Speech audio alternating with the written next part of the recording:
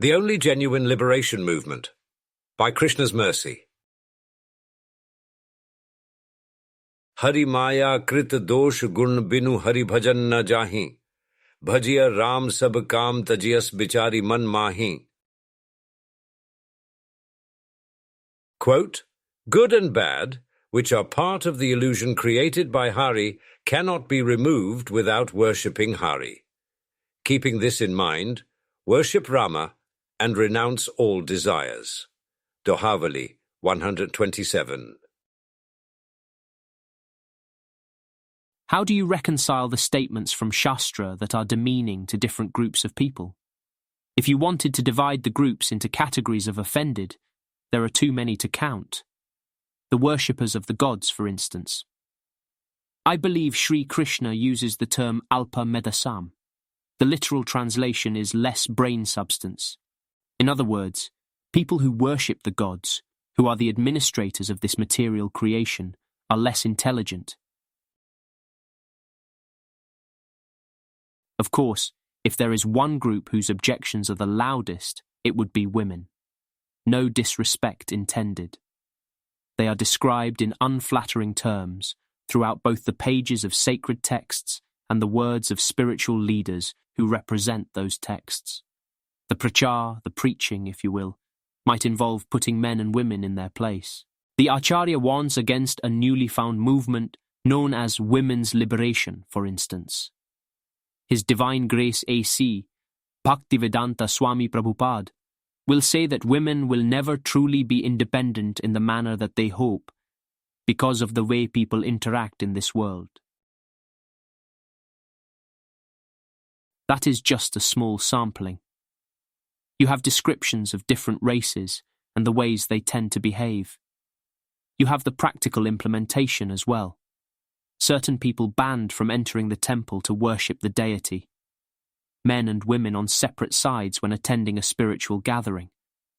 The different varnas, or occupations, and the comparison to different parts of the human body. What I am trying to say is that people do not want to live in the Stone Ages. They want to break free of oppression. The exact configuration of that oppression, whether real or imagined, makes no difference. No one wants to be demeaned because of the qualities they inherited at the time of birth. How does Bhakti Yoga appeal to such people? How will others follow Sanatana Dharma when they find words in Shastra to be grossly offensive? Anytime there is a movement involving liberation or independence, there must be a change of state. At least that is the desire. The group defines success based on the overall change in state. For instance, with the liberation of women, it is implied that the traditional role, for lack of a better term, is torture. It is kind of like living in a prison. The wife is stuck at home while the husband goes out and enjoys. The husband can pursue a career, can make a name for himself in society, and can create a high net worth, all while the adult woman at home is reduced to something like a domestic helper. The state of liberation, the supposed intention of the oppressed, is to at least allow the same opportunity, equality, break free of the bondage, no longer depend on the support of a husband, take charge, work for a living, and have every facility available that goes along with a life of freedom.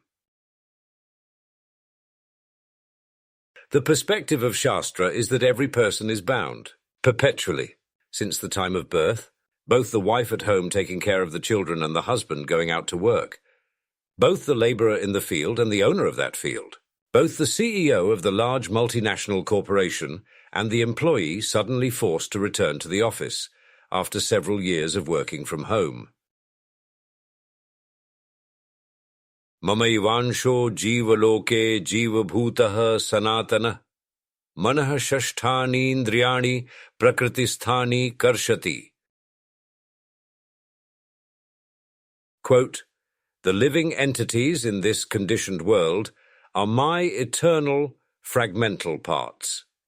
Due to conditioned life, they are struggling very hard with the 6 senses, which include the mind. Lord Krishna, Bhagavad-gita 15-7. The living being in this world struggles from the time of birth. They are bound to the type of body accepted. That body is like a slice out of the great energy known as Prakriti. Each piece has some combination, presence, or mixture involving the three modes: goodness, passion, and ignorance. These modes are known as gunas, and as soon as a person associates with gunas, they enjoy or suffer in a variety of ways. Purusha prakriti-stho hi, bhunkte prakriti jan gunan, karanam gunasango sya, sad asad yoni janmasu. Quote, the living entity in material nature thus follows the ways of life, enjoying the three modes of nature. This is due to his association with that material nature. Thus he meets with good and evil amongst various species. Lord Krishna, Bhagavad-gita 13:22. The female is as much bound as the male. The different races may receive different levels of respect within society, but every person is bound. No one is actually free. The only possible release is to remove the illusion. Liberation is freedom from associating with the modes of nature. Liberation is seeing my true identity as spirit soul, separate and distinct from matter. As Goswami Tulsidas describes, good and bad are part of the illusion. One side rises while another side falls. One side is blessed while another side is condemned. These are temporary designations. The positions shift like tiles moving on a game board. The angry woman today might be a man in the next life. The man insulting women today might take birth as a female in the next life. The two soldiers opposing one another in a war might expect a future birth in the country they despise, in the land of their enemy. Only the Supreme Lord, who is known as Hari, can remove this illusion. It is his illusion after all. Maya works for Hari. By worshipping Hari, I have the chance to eliminate the influence of Maya. Since the Acharyas try to help both men and women worship Hari, they are the true freedom fighters. The movement that aims to worship the Supreme Lord with all thoughts, words, and deeds, from morning until night, from childhood into old age, from the first breath to the last, is the only genuine liberation movement. Those who devote their lives to distributing this movement to the world, to ensuring that as many people as possible can find Bhakti Yoga, are truly saintly. From time to time they pass along categorizations that may seem offensive, but the purpose is always to keep the peace. Ma hi parth vyapashritya, yepisyuh papyo nayaha, striyo vaishyas tatha shudras, tepi yanti param gatim.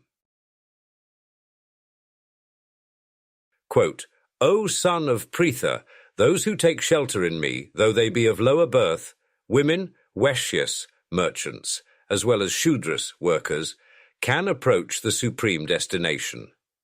Lord Krishna, Bhagavad-gita 9:32. There are alignments within society that bring an overall benefit, in allowing for the worship of Hari to take place with minimal conflict. That is the reason for the designations, for the rules applied within the formal setting of worship. But we see that Bhakti Yoga is never limited to a single group. The saintly person writes books, delivers words of wisdom, and tries their best to distribute that knowledge to as many as possible, so that they may never be in illusion again.